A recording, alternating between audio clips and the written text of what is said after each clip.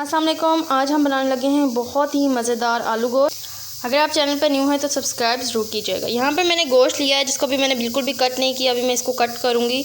यहाँ पर पहले मैंने सोचा आपको इंग्रेडिएंट्स दिखा दूँ। यहाँ पर 4 टमाटर और 4 प्याज लिए हैं मैंने। यहाँ पर आधा किलो मैंने आलू लिए हैं, 3 नींबू लिए हैं, सिर्फ नमक 2 चम्मच, आप हस्बे ज़ायका यूज़ कर सकते हैं, काली मिर्च 14 चम्मच और सूखी मेथी ली है और सूखा पीसा हुआ यहाँ पर मैं धनिया इस्तेमाल करूँगी। चले आए हम बनाना स्टार्ट करते हैं। सबसे पहले तो मैंने गोश्त के स्मॉल साइज़ क्यूब्स बना के इसको पकने रख दिए हैं। यहाँ पर वेट लगा दिया क्योंकि 45 मिनट तक ये बीफ है और बड़े का गोश्त है गाय का, तो ये टाइम लगेगा इसको।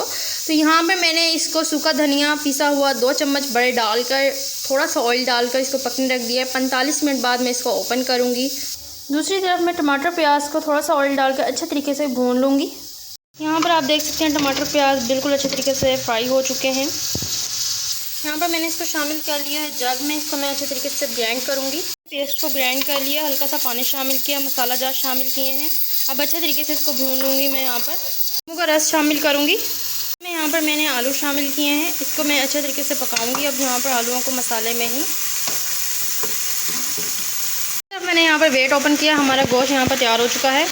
गोश्त को आप तोड़कर चेक कर सकते हैं कि आपका तैयार हुआ है या नहीं। ये देखें हमारा तैयार हो चुका है बहुत ही अच्छे तरीके से।